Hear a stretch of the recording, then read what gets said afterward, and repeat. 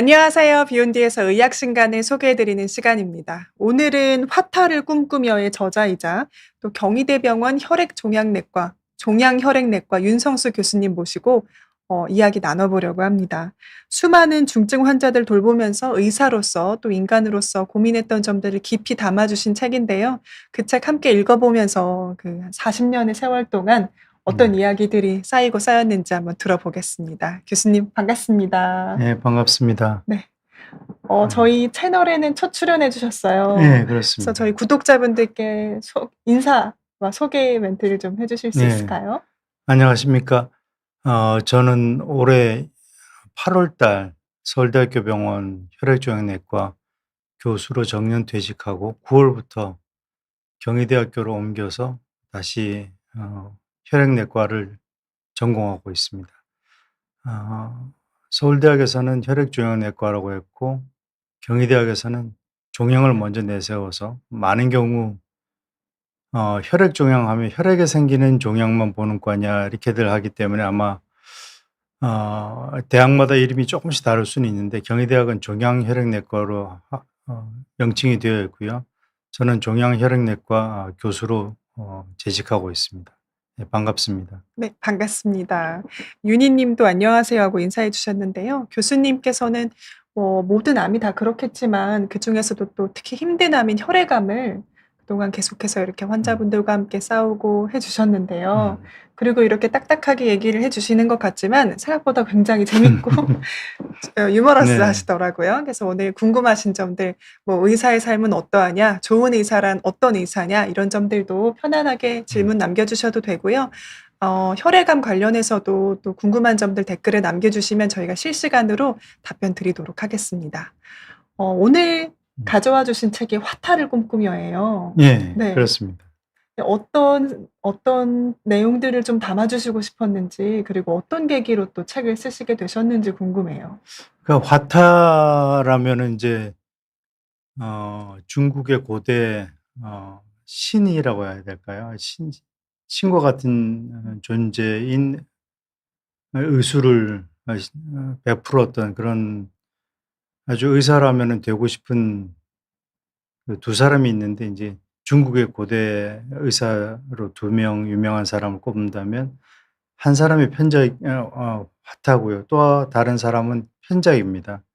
근데 제가 이 책을 쓰면서 제목을 인제 화타를 꿈꾸며 해서 그러니까 뭐 정말 신과 같은 의술을 베푸는 거기에 근접하고 싶다 하는 생각으로 쓴 것이죠. 그렇게 하면은 어떻게 하면 환자를 잘 보고 뭐 정말 그 쪼끔이라도 그 화타에 근접할 것이냐 하는 그런 의미로 인제 책 제목을 그렇게 정했는데 놀란 거는 많은 분들이 "화타가 뭐야?" 하고 "화타가 아. 누구야?"도 아닙니다. "화타가 뭐야?" 해서 아 의사나 의협에 관계된 사람은 화타를 모르는 사람은 없거든요. 모르는 사람 없을 것 같습니다. 하여튼 뭐 치매에 걸리지 않았다면. 그런데 많은 분들이 심지어는 제 누나도 "화타가 뭔데?" 그래서 어.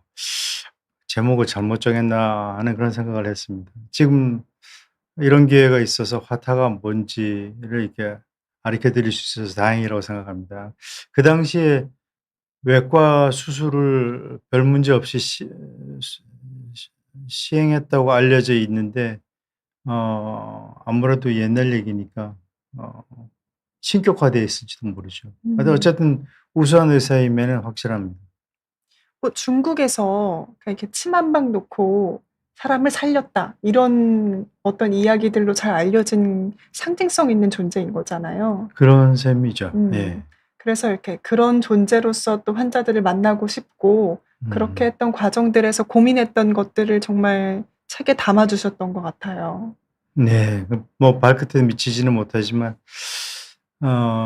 제 전공 자체가 임상 과목이지 않습니까? 음. 환자를 인제 치료하면서 병을 어떻게든 낫게 하려고 하는 노력하는 혈액내과 전공의 임상 의사로서 '아 이거는 이렇게 하면은 최소한 환자를 잘못 이해를 해서 잘못된 방향으로 가는 것은 막을 수 있지 않나 하는 음. 그런 경험을 많이들 하게 됐고, 또 실제로 어 아주 간단한 진찰이나 병력 청취 그런 데서 미스를 해서 잘못 환자가 엉뚱한 길로 가게 되는 것도 많이 목도를 했습니다. 음. 그래서 그런 꽤 어려운 게 아니거든요. 이건 뭐 빠뜨리지 않고 성의만 있으면 할 수 있는 것들이기 때문에 그렇게 해서 제 나름대로 인제 다른 병원에서의 판단과 다른 결정을 해서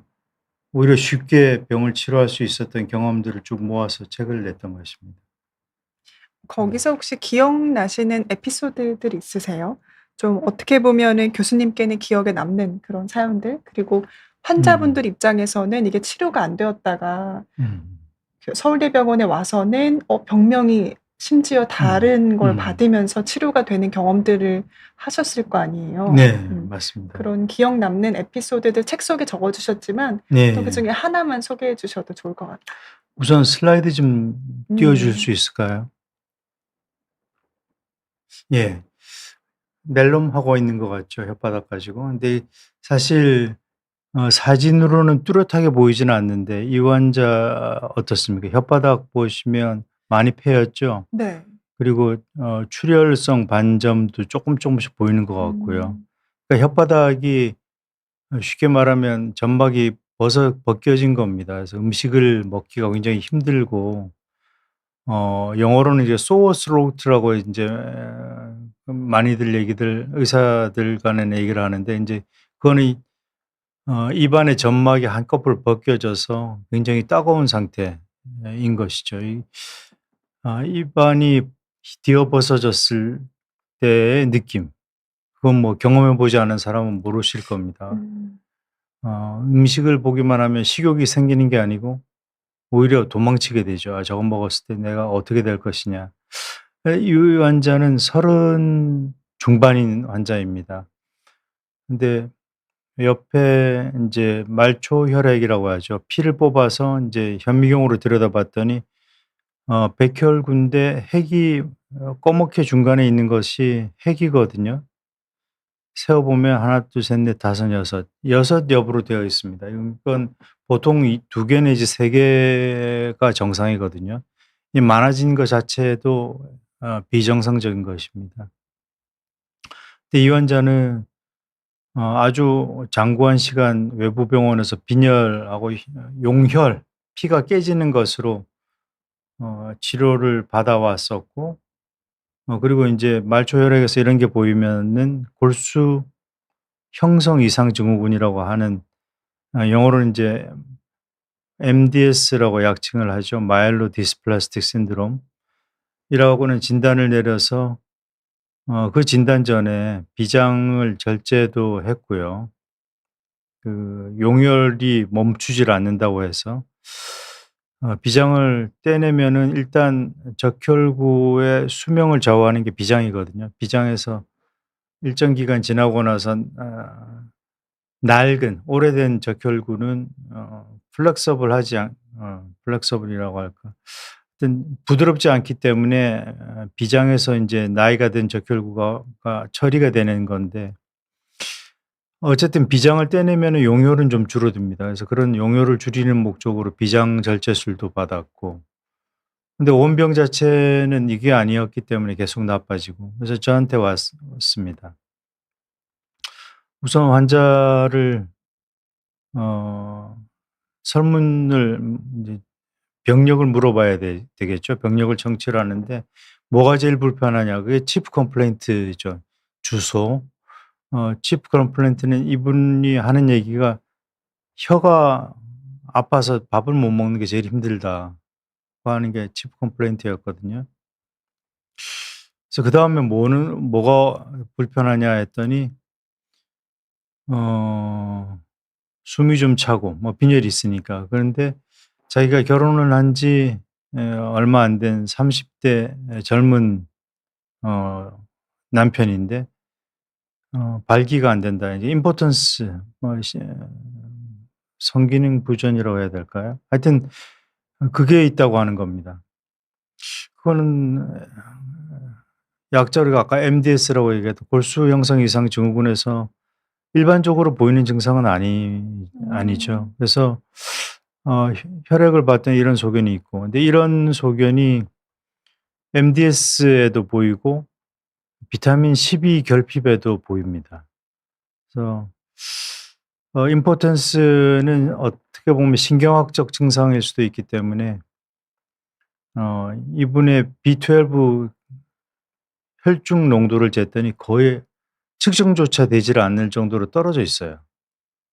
그래서 그 나중에는 뭐 소화기 장기의 문제였는데 이분은 B12를 주사로도 줄 수 있고 혹은 경구, 입으로 먹일 수도 있거든요. 그래서 이 환자는 B12가 너무 낮기 때문에 주사제를 투여를 하고 이어서 경구로 비타민 12를 투여를 했습니다. 예. 굉장히 빠른 속도로 빈혈이 좋아졌고 그리고 아마 신경이 망가진 것이 그리 많이 심하지 않았는지 나중에는 인제 부부 관계도 다시 할 수 있게 됐고 와서 알약 먹는 것으로 치료가 끝났죠.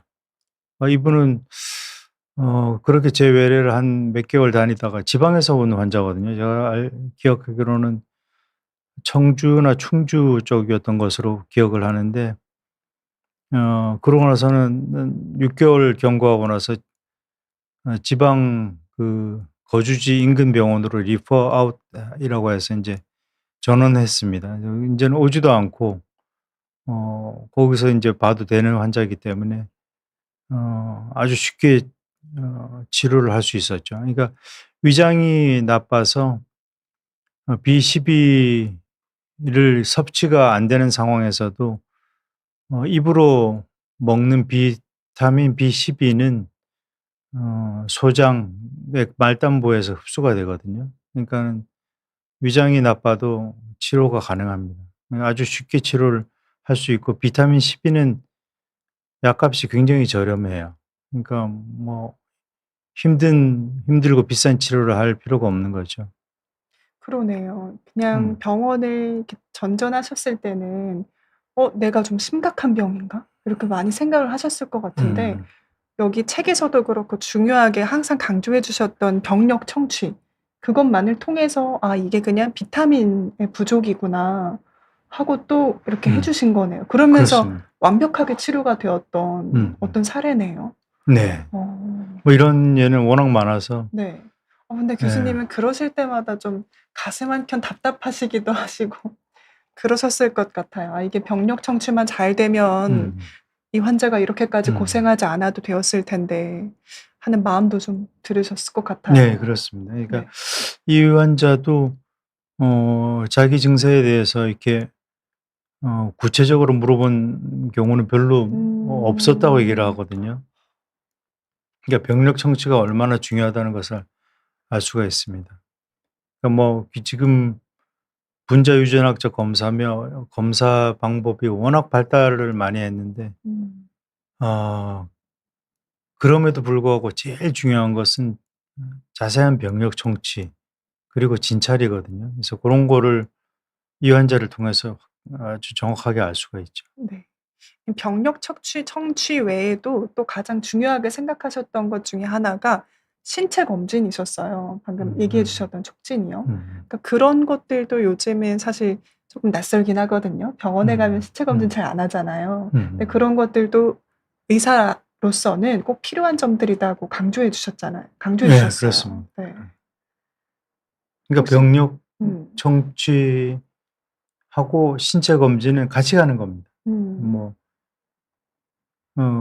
특히 그 새로운 환자를 보게 되거나 아니면 계속 그 일정한 간격으로 추적을 하든 그러니까 계속 외래로 오는 구안이라 하더라도 음. 새로운 증상이 생기면 반드시 진찰을 합니다. 저는 개인적으로는. 그래서 학생들도 의과대학 학생들도 같이 외래 참관하는데 제가 신체 검진을 하게 되면은 학생들도 같이 하자고 합니다. 굉장히 재밌어들 하는 것 같아요. 음. 음. 그 음. 책에서도 그 사연이 있었어요. 그 겨드랑이를 만지 그 신체 검진을 하시다가 네. 림프선 결절을 그냥 정말 작은 거를 하나 발견하고 좀 다르다 해서 그걸 확인해서 또 낫게 했던 그런 이야기들도 담아 주셨습니다. 네. 네. 그것도 아마 다섯 PPT에 있을까요? 다섯 네. 번째인가요? 예, 고겁니다. 아 네. 사진이요. 네. 요거가 그 32살 여자 환자 음. CT 사진입니다.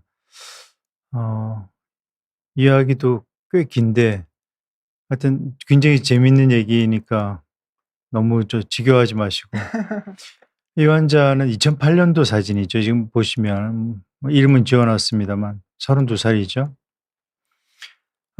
제가 요 근처 아파트에 사는데, 같은 아파트 단지에 계신 제 둘째 아이하고 학부모죠. 그러니까 집사람하고 이분의 언니하고 학부형으로 같이 교류를 많이 하는, 뭐 친하게 지내던 분인데, 이분이 그 학부형의 여동생으로서 같이 살고 있었습니다. 이게 사회사업자였고, 저하고는 관계가 전혀 없었던 사람인데, 저 지금도 기억나는 게, 토요일 날 내과학회가 끝나고 나서 집에 한 8 시쯤 귀가를 했는데, 집사람이 "당신이 좀 봐줄 사람이 있다."고 하는 겁니다. "누군데?" 했더니 이게 그만저만해서 누구라고 얘기를 했고, 증상은 뭐냐고 했더니 한 몇 주 전부터 눈꺼풀이 이렇게 아래로 내려가는, 그 뭐라 그럴까요? 중증 근무력증 같은 증세를 호소를 했거든요. 어 그러니까 눈꺼풀을 이렇게 인사하려면 그렇지 들어야 될 않으면, 정도로. 예. 근데 그 인근 병원에 인제 신경과를 갔죠. 근데 신경과에서는 중증 근무력증이라고 해서 프레드니솔론이라는 스테로이드를 킬로그램당 1 밀리 그러니까 일반적으로 시작하는 음. 용량이거든요. 그 면역 억제 치료제로서요. 그래서 한 달치 처방을 받았어요. 근데 이분이 인제 한 달치를 있다 외래를 갈 생각을 하면서 일 주일 동안 약을 먹었는데 점점 더 내려가는 겁니다, 눈이. 그러니까 근무력증이 더 예, 심해지는 더 심해지는 거네요. 거죠. 약을 먹었으면 좋아져야 될 텐데. 그래서 음. 이분이 궁금했던 거는, 처음에 좀 나빠질 수 있으니까 한 달을 채워서 신경과를 갈 것이냐. 그게 첫 번째. 두 일단 번 약을 다 먹어 약을 보고. 먹어 보고. 네. 두 번째는 다른 병원에 신경과나 내과를 가야 될 것이냐. 음. 그게 두 번째 질문. 아 그 신경과를 갈 것이냐가 두 번째 질문이었고, 세 번째는 신경과 말고 딴 과를 가야 될 것이냐. 그래서 보면은 아무런 그 정보가 없으니까, 그 눈이 이렇게 내려온다는 그것 말고는 일단 '얼굴은 봐서 진찰을 해야 되겠다.' 집에서요, 그냥. 네. 저녁 8 시, 뭐 9시 다 됐으니까.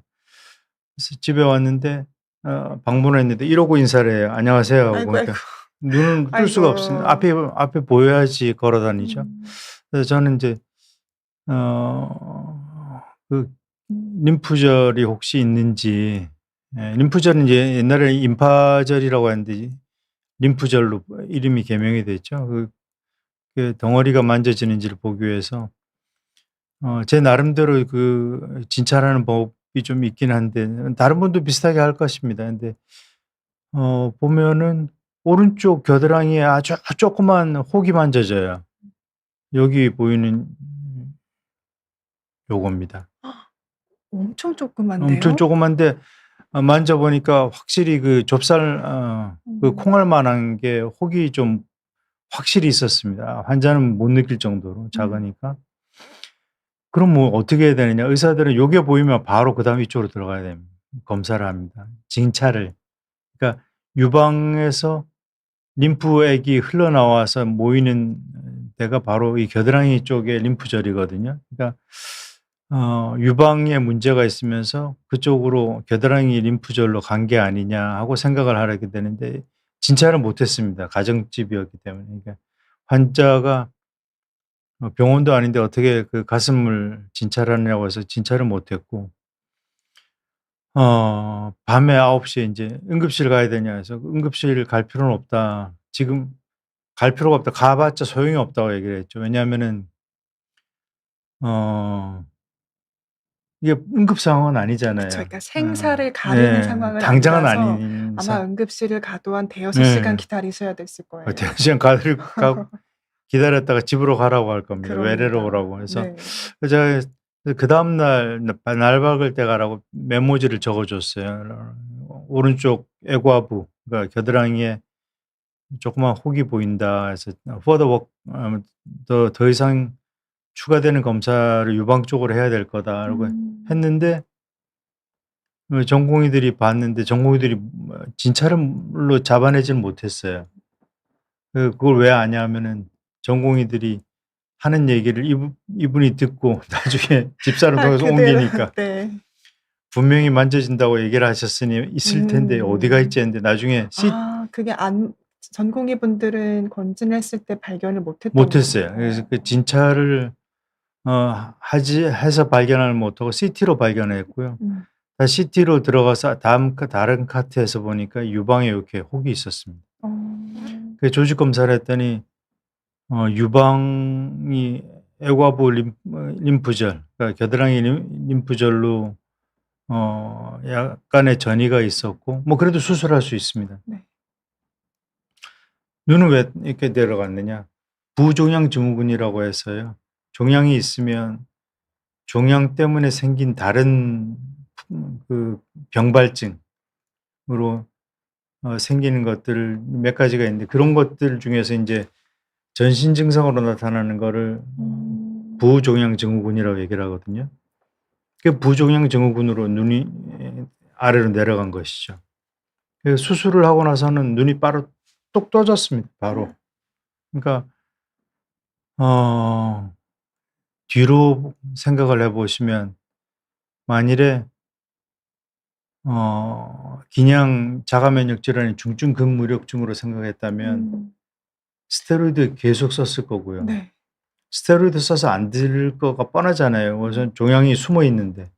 그러면 종양을 생각 안 하면 '아 이게 병이 안 듣는구나. 스테로이드 안 듣는 면역 질환도 그렇게 생각할 있으니까 수도 있죠. 네. 또 다른 좀 더 그 면역 억제력이 강한 걸 쓰게 음. 되고 그럼 그 사이에 종양은 어떻게 되겠습니까? 그러네요. 암에게는 더 암에게는 네.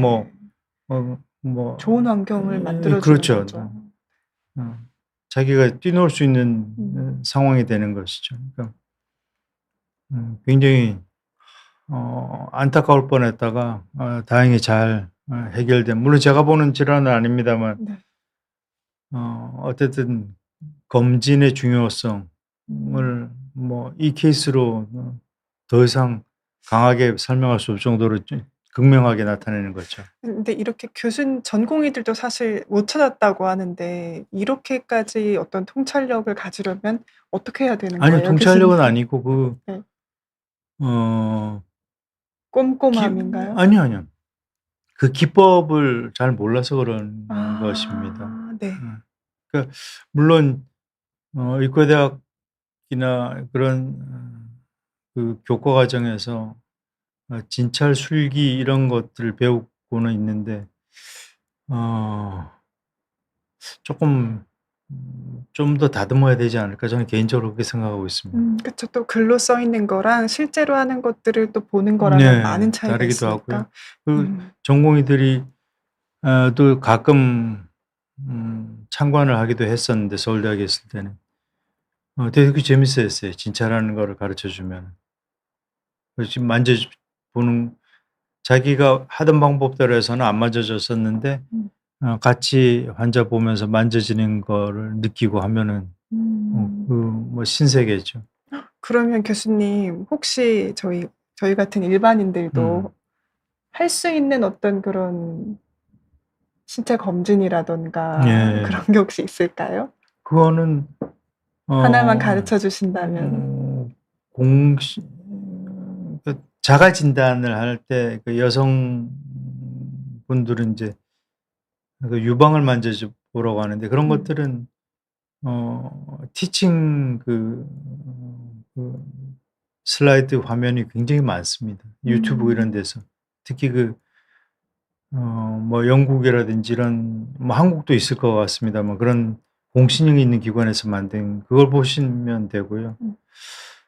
어 이게 말로 하기가 좀 근데 하나 예를 든 저는 인제 그 덩어리가 뭐 네. 림프종에서 생기는 덩어리가 있는지 보는 그런 것들을 하려면은 네. 이런 데도 만져봐야 되고 다 여기 하거든요. 이런데요? 근데 보통 만지라고 하면 앞에서부터 들어갑니다. 맞아요. 저도 이렇게 만졌어요. 근데 환자를 만질 때도 그렇게 네. 하면은 놓칠 수가 있어요. 어. 왜냐하면 이게 각도가 안쪽으로 휘어져 있잖아요. 네. 그 뒤에서 목 뒤에서 들어가는 게 훨씬 아 좋죠. 이렇게 만져보는 뒤에 거요? 환자 뒤에서요. 어. 물론 이런 게 좀 다르네요. 그러니까 그런 것들은 쪼끔 신경 쓰면은 '아 이렇게 해야 되는구나.' 하는 거 뭐 책에도 진찰 책에도 나와 있고요. 음. 네 그런 그러니까 그렇게 해서 찾아내면 재미를 느끼게 되겠죠. 음. 알겠습니다. 말로 설명하기는 또 어려운 거라는 거네요, 이런 신체 검진이나 하는 것들이. 그러니까 이제 학생들을 인제 소규모 그룹으로 그룹 티칭하는 경우도 있거든요. 그 음. 배드사이드 티칭이라고 하는 건데 배드사이드 티칭에서 학생들이 보통 4명 옵니다. 4명 오면은 2명, 2 명씩 짝 지어서 음. 환자 의사 역할 음. 이렇게 해 보라고 그렇게 하죠. 그래서 진찰할 때 뭐 바이탈 사인 제 뭐 혈압 재기 등등부터 해서 음. 그렇게 하면은 아마 잊어먹지는 않을 것 같습니다. 알겠습니다. 이게 저는 들으면서도 느끼는데요. 이 책이 일반인도 일반인인데 사실 의사 후배들에게 또 쓰여진 것 같다는 생각이 많이 음. 들었어요. 그러니까 음. 이런 내용들 어쨌든 교수님께서 40년 동안 경험하고 느끼셨던 것들을 꾹꾹 담아 놓으신 거니까 저는 '의사 후배들이 읽으면 참 좋겠다.' 이런 생각이 많이 네. 들더라고요. 네. 그렇습니다. 예. 음. 근데 이거를 그 제자들한테 인제 선물로 줬는데 네. 굉장히 재밌게 잘 내용이 뭐 음. 좀 방대하거나 그런 건 맞아요. 아니고 되게 글씨도 크게 써 주셨고요. 쉽게 잘 네. 읽혀요. 그래서 그 얘기를 쉽게 잘 읽히고 음. 재밌다 그렇게 얘기를 했고 어 책 디자인 때문에 제가 그 집사람이 아는 그 그 미대 교수님들 이런 분들이 좀 있거든요. 그래서 당연히 의사 선생님은 아니시고 음. 근데 그 디자인하신 분들한테 책도 다 선물을 했죠. 음. 지인들이시니까. 근데 그분들도 읽다 보니까 금방 읽혔다. 그 어려운 부분은 빼고 그러니까 맞아요. 저도 어려운 부분은 음 뺐어요. 네 뭐 그렇게 얘기를 하시더군요. 네. 그러니까 하여튼 최대한 쉽게 쓰려고 노력을 했습니다. 음. 알겠습니다. 근데 시간을 저는 그 부분도 굉장히 궁금하긴 했거든요. 그 교수님께서 어쨌든 이게 음. 후배들에게 또 해 주시고 싶은 말들을 담아 주신 거니까 이런 내용들에 대해서 조금 더 이 자리를 빌어서 얘기를 해 주시면 좋지 않을까. 글로서랑 또 이렇게 교수님 음. 말로서랑은 또 다르니까요. 그래서 그 음. 내용을 해 주시면 어떨까 싶은데요. 네. 우선 그 PPT는 필요 없을까요? 네. PPT를 전에 몇 가지 아 얘기를 할 게 있는 게요. 네.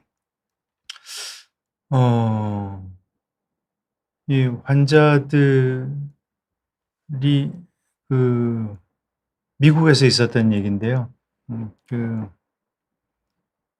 어 MD 앤더슨 텍사스에 있는 MD 앤더슨 캔서 센터에서 포스닥 펠로우로 근무를 좀 한 적이 있었는데 그때 우연히 외래를 참관을 했는데 어 미국이 우리도 뭐 소송의 천국이 돼가고 있긴 한데. 미국은 유명한 소송 천국이죠. 근데 네. 미국은 뭐 하여튼 그 소송 천국이 될 만한 그런 조건이긴 한데, 그 참관했던 분이 그 지도 교수인 셈이죠. 그 포셀라 교수이신데 그분이 지금도 아직 그 현업에 계시더군요. 찾아보니까. 근데 그분 외래가 굉장히 저한테는 임프레시브했는데, 어떤 면에서 임프레시브했냐면 환자한테 굉장히 따뜻해요. 그리고 어,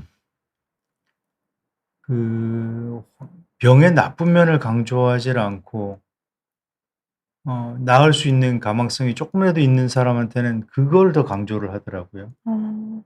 그래서 자기하고 같이 맞서 싸울 거다, 뭐 이런 식으로 병에 대해서. 그래서 그분이 나가고 나서, 환자가 나가고 나서 그 포셀러 교수께 소송의 천국이 미국인데 이게 나쁜 얘기일 가능성도 많은데, 그래서 병이 나빠질 가능성이 많은 상황인데 이렇게 희망을 북돋우는 얘기를 했다가 나중에 나빠지면 너 뒷감당 어떻게 하느냐 그랬더니 웃으면서 하는 얘기가 소송을 당하는 거는 그 실수가 있었을 때라고, 실수가 정말 있거나 해서 그거를 인제 음. 환자가 문제를 삼았을 때 있는 것이지, 환자의 투병 의지를 북돋았다고 고소하는 건 아니다. 그리고 자기는, 근데 그때 그 환자는 40세 환자예요. 저보다 지금 한 25년 이상 젊은 나이인데 폐암이 뇌로 전이가 된 상태로 왔거든요. 방사선 치료를 일단 하고. 근데 그분은 사실 평균적으로 그 당시 치료로 3 개월 살거든요. 네. 근데 3 개월 살 분한테 그렇게 얘기를 했다는 생각이 들어서 말씀을 드렸는데, 그분 하는 얘기가 그렇긴 하지만 이분의 그 종양이 집중돼 있는 부위를 보니까 국소 치료가 가능하겠더라. 그 국소 치료가 가능한 사람들은 장기 생존하는 율이 높다. 그분이 하는 얘기, 그렇게 장기 생존하는 코호트, 한 그룹이죠. 그룹을 정리를 하고 있어서 조만간 논문을 낼 거다. 그러니까 이분 자신이 환자에 대해서 희망적으로 생각하는 거예요. 그러네요. 근데 우린 전공의 때 잘못 내 배로 내려왔던 그런, 그 뭐라 그럴까, 요령이라고 할까, 환자한테 가급적 나쁜 거를 많이 강조를 해라. 그래야만 나중에 진짜 나빠졌을 때 문제를 안 삼는다는데, 그거는 미국에서의 그 경험이 있고 나서는 '아, 이렇게 하는 것이 선진이구나.' 하는 생각을 좀 했습니다. 네. 음. 하여튼 그분은 환자가 그 자기 고향 병원에서 리퍼돼서 왔으니까, 고향 병원에서는 의사가 "너 인제 3 개월 남았다."고 얘기를, 뭐 통계적인 수치를 얘기를 그렇죠. 했죠. 네. "남았으니 빨리 정리해라, 할 음. 거는." 근데 와서는 인제 MD 앤더슨이 그런 얘기 들었더니 자기가 인제 40 세밖에 안 되고 애들도 어린데 자기 죽어야 되느냐 이런 음. 얘기를 해서 '아, 사람이 생각하는 게 똑같구나.'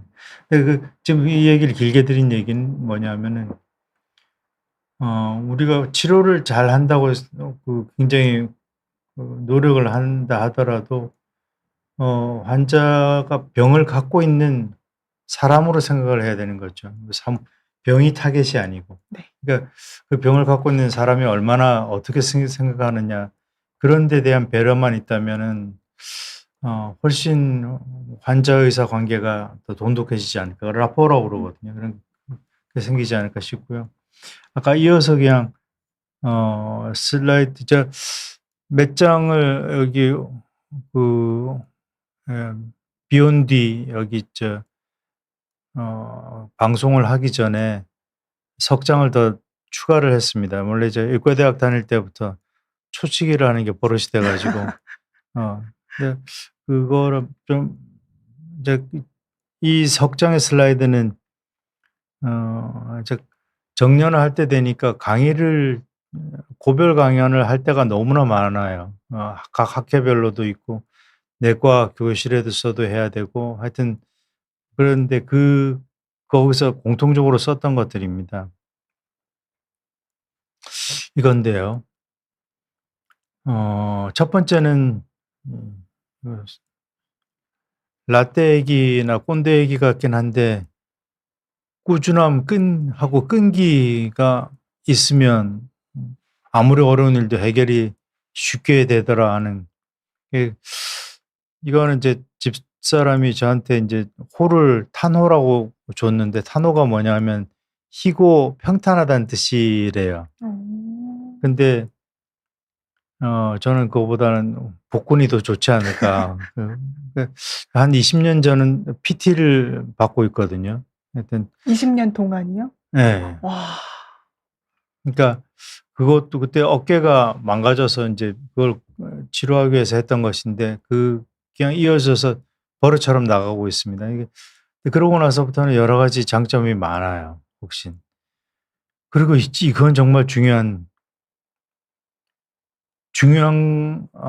건 직접 겹치긴 하는데 이게 일이 어긋났을 때의 데미지가 굉장히 크다. 이런 일들은 자기가 직접 다 챙겨야 됩니다.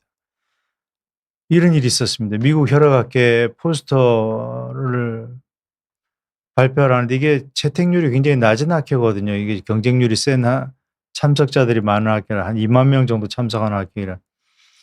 그래서 대학원생한테 물어봤더니 발표가 탈락했다고 했는데 미국에 와서 올란도에서 포스터 리스트를 뒤져 보니까 우리 게 들어 있는 거예요. 준비도 안 해 갔는데. 그래서 곤욕을 한번 치렀고 이거는 ICGC라고 해서 인터내셔널 캔서 제너 컨소시엄이라고 해서 국제 유전체 학회 컨소시엄인데 이때 2012 년도에 독일에서 하는데 처음 가입을 하게 됐거든요. 근데 어 연구단장으로 계시던 분 말씀이 ICGC에 초록은 냈지만 앱스트랙트는 채택이 안 된 것 같다고 얘기를 해서 '아 그런가 보다.' 하고 넘어가려다가 기분이 좀 이상해서 초록집 발표 리스트를 보니까 뒤에 구연으로 돼 있어요. 포스터도 아니에요. 아이고. 구연을 가서 안 큰 걸 놓칠 했으면 뻔했네요. 정말 큰 걸 놓칠 뻔했죠. 그래서 네. 이거 둘 다 일찍 발견해서 찾아냈고요. 기록의 중요성은 이거는 적는 사람만 생존한다는 이 지가 교수 티오가 굉장히 중요한데 교수 티오 하나를 놓칠 뻔했는데 회의록이 없어져 가지고 그거를 회의록을 후배 교수가 갖고 있어서 노트북에 다 기록을 남겨 놔서 리커버할 수 있었습니다. 이건 좀 사소한 얘기라 뒤로 넘어가고요. 그다음 거로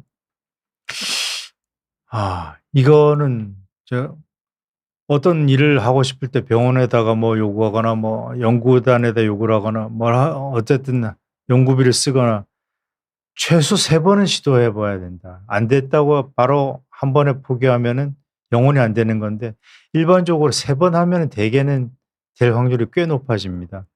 교수 뽑는 거, 골수 검사하는 요원, 뭐 코오디네이터 다 그런 식으로 3 년에 걸쳐서 프레젠테이션을 프로포즈를 했습니다. 그래서 뭐 직접 부딪혀 볼 것. 이거 뭐 MD 앤더슨에 있을 때 제 두 번째 해가 됐을 때 월급 올려 달라고 떼썼던 거. 교수님께서요? 예예. 근데 그쪽에서 제가 얘기를 하지 않았으면 아마 안 올라갔을 텐데 얘기를 했더니 월급이 많이 상승이 돼서 미국에서 사는 펠로우하고 월급이 같아졌거든요. 음. 그전에는 한국에서 1 년간 돈을 받는다고 했기 때문에 월급을 깎았던 것이고요. 그냥 나쁜 의도로 월급을 쪼끔 준 게 아니고. 음. 근데 중복으로 받으니까 또 예. 그렇게 2 했던 년째도 건데. 받는 걸로 생각을 했던 겁니다. 그래서 네네. "아니다. 2 년째는 없다."고 그랬더니 그러면 풀 샐러리를 주겠다고 인제 음. 지도 교수가 얘기하셨고 하와이 호텔에서도 미국도 성수기에는 바가지를 씌우는 것 같아요. 그래서 그 바가지를 왜 씌우냐고 해서 결국은 돌려받았었던 적도 있고 네. 비행기 클래스도 바꿔도 이건 자세한 건 생략하겠습니다. 어쨌든 직접 부딪혀 보고 "너무 겁먹지 말고 한번 해 봐라."라는 한 메시지네요. 부딪혀서 손해 볼 건 없습니다. 음. 그리고 앞에 건 학부생 강의는 이건 뺐고요. 네.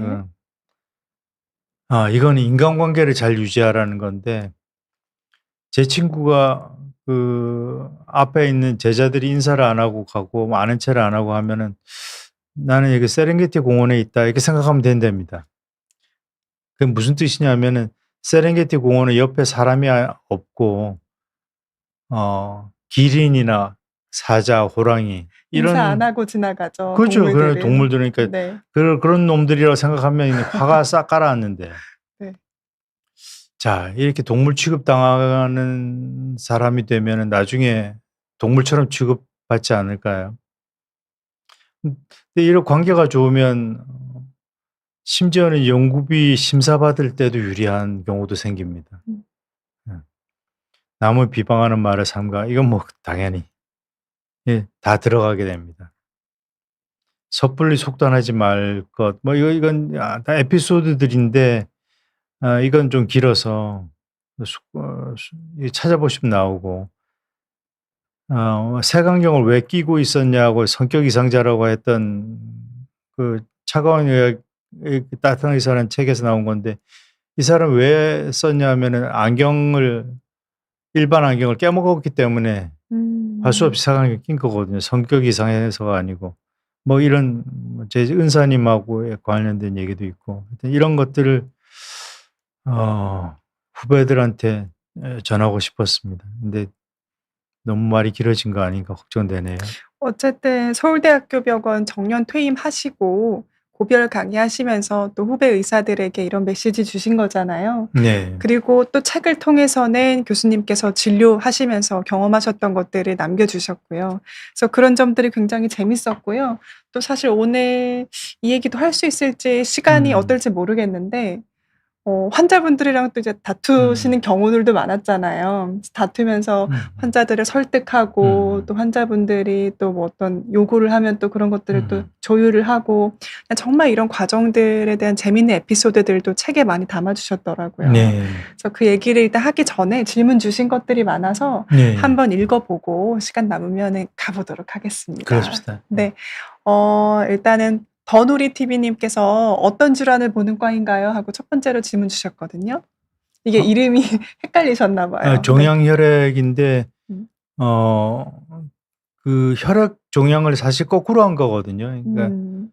혈액하고 종양하고 서로 나눠져 있습니다. 그러니까 혈액학을 하는 사람이 있고 종양학이라면 뭐 위암, 폐암, 간암 같은 고형 질환에 장기에 생기는 종양을 보는 과고요.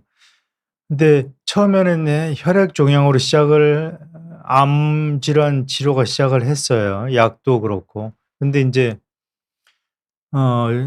종양이 워낙 숫자가 많아지니까 인제 종양을 먼저 표기하는 과도 병원도 많이 있습니다. 그런 의미에서 혈액 종양이나 종양혈액이나 다르게 부르는 것이 다 같은 내용이라고 보시면 되고 저희도 전공이 혈액을 보는 사람, 종양을 보는 사람 이렇게 두 파트로 나눠져 있습니다. 저는 이제 혈액 쪽에 속한 것이고 그 혈액 종양 같은 우산 속에 있지만 또 다른 쪽에는 인제 종양을 보는 교수들이 포진해 있는 거죠.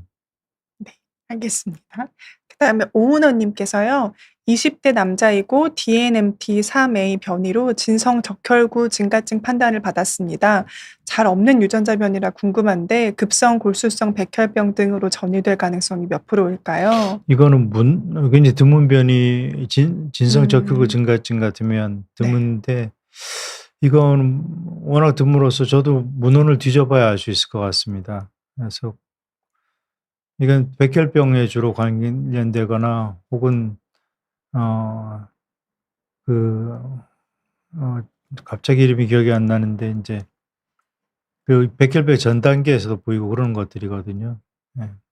그 전이라고 하는 게 아니고 전이는 인제 고형 종양의 개념이고요. 여기서 말씀하시는 전이는 아마 그 나쁜 병으로 진행되는 걸 말씀하시는 것 같은데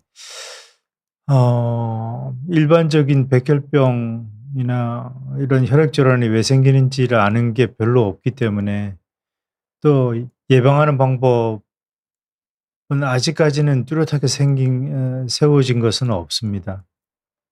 근데 지금은 추측하는 건 있긴 있습니다. 이게 어 이 몸 안에 폐기물 같은 것들을 처리를 할 능력이 유전적으로 좀 차이가 났을 때 그런 폐기물이 많이 쌓이는 경우는 혈액 질환이 생기는 확률이 높아지지 않을까 그렇게 생각하고 있습니다. 네, 알겠습니다. 오영도 님께서도 "화타를 꿈꾸며" 해서 화타가 무엇인지 네. 궁금했었는데 이런 분이셨네요 네 하고 또 맞습니다. 말씀 남겨 주셨고요. 김누리 나라 님께서 "밤 늦은 시간에 너무 수고 많으십니다. 백혈구, 적혈구 수치가 정상보다 많이 낮은데 이것도 혈액 질병인가요?" 하고 질문하셨어요. 이것만 봐서는 잘 모르겠고요. 음. 적혈구도 3.8일이 어떤 걸 의미를 하는 건지 모르겠는데 음. 보통 헤모글로빈 수치로 따지면 뭐 여자 같으면 12에서 16, 남자면 13에서 17 인데 이거는 뭐 봐서 적혈구 개수를 얘기한 것인가요? 보통 헤모글로빈 수치로 따지니까 그 수치를 봐야 될 것 같습니다. 네. 음. 알겠습니다. 최희숙 님께서 "40 년간 환자를 돌보셨더니 본받을 어른이십니다 예 교수님."라고 얘기해 감사합니다. 주셨고요. 앙케이트 님께서 또 어쨌든 특성상 오랜 기간 입원하거나 치료를 받는 환자들을 보면서 "교수님께서 어떤 점을 가장 신경 쓰시는지 궁금해요." 하고 댓글 남겨 주셨어요. 예. 자가 조혈모나 뭐 동종 조혈모라고 해서 음. 골수 이식하거나 아니면 병 자체가 혈액 질환이 중증 질환인 경우는 오래 입원하시는 경우가 꽤 많은데 어 우선 그 육체적인 면에서 저는 이제 칼로리 인테이크라고 해야 될까요? 그러니까 잘 먹으라는 거네요. 네. 영양소를 어떻게 자기 뭐 입맛이 없는데 계속 억지로 먹기는 힘드니까 음. 뭐 다른 방법으로 식욕 촉진제를 쓴다든지 아니면 밖에서 그 수액으로 영양제를 공급한다든지 하는 거를 신경을 많이 쓰라고 얘기를 합니다, 병실에 가서요. 그러니까 우리가 흔하게 인제 생각하는 것 중에 잘 놓치는 게 뭐냐면은 병을 치료를 할 때 병 자체에 대한 치료제는 신경을 많이 쓰거든요. 음. 근데 상대적으로 신경을 덜 쓰는 게 먹고 마시는 거나 아니면 먹지 못하는 분이라면 여러 이유로 인제 뭐 호흡기를 달고 있다든지 그런 경우를 포함해서라도 수액 제제라도 칼로리 계산 뭐 영양소 이런 것들을 맞춰 줘야 되거든요. 그러기 위해서는 의사가 주치의가 다 영양 공급을 관장하기는 힘들고 저는 영양과 도움을 꼭 받으라고 합니다. 네. 그래서 이분이 어떤 영양 상태에서 지금 지내고 계신지 음. 그러니까 병을 이겨내려면 약에 대한 아주 그 특이적인 방법을 병에 대한 특이적인 치료를 한다 하더라도 몸이 견뎌내야 되지 않겠습니까? 몸이 음. 견뎌내지 않고 굶은 상태에서 치료를 암만 받아봤자 병을 이겨낼 수가 없죠. 물론 정신적인 것도 도움이 필요한데 그때 아주 오래전에 정신과 교수가 내과 컨퍼런스에서 와서 인제 강의를 한 적이 있었는데 우선 미국 같으면 종양 판정을 받으면 무조건 정신과 의사한테 자문을 낸답니다. 우울증이 음. 뭐 종양 걸렸는데 즐거울 사람은 사실 없으니까. 뭐 그거는 미국식의 아주 그냥 뭐 풍부한 의료지만 우리도 그런 점도 어느 정도는 신경 써야 되지 않을까 자원이 허락하는 한도 내에서는요. 예. 맞습니다. 네. 그리고 인양말리 님도 "교수님 존경합니다." 댓글 남겨 주셨고요. 또 많은 분들 댓글 남겨 주셨는데 저희 이제 시간이 다 되어서 마무리를 해 봐야 될 것 같습니다. 마지막으로 교수님께서 책 어떤 분들이 읽으셨으면 좋겠는지. 예. 의과대학 뭐 그 관련된 뭐 후배들이 읽으면 좋을 것 같아요. 네. 그러니까 뭐 예를 들면은 학생들도 도움이 될 것 같고요. 그 전공이 수련이 그런 경우에도 도움이 될 것 같습니다. 네. 네. 그리고 일반인 분들도요. 저는 이 책 읽고 교수님한테 무슨 일 생기면 진료받고 싶어지는 마음이 들더라고요. 네. 감사합니다. 네. 그만큼 어쨌든 훌륭한 경험과 이런 것들이 많이 쌓인 의사들이 많이 생기면 좋겠습니다. 네. 네. 그리고 후학 양성을 위해서 또 많이 노력을 해 주시고 계시니까요. 서울대병원에서 혈액 종양내과 40년 근무하시고 현재는 경희의료원 종양혈액내과에서 또 환자분들 보시고 후학 양성해 주신다고 하니까요. 저희 비욘드에서도 교수님 더 나와 달라고 또 조르면서 비욘드 네. 구독자분들께 또 양질의 정보 전달드리도록 하겠습니다. 긴 시간 동안 시청해 주셔서 고맙습니다. 교수님 네. 감사합니다. 감사합니다. 네. 네. 고맙습니다. 감사합니다.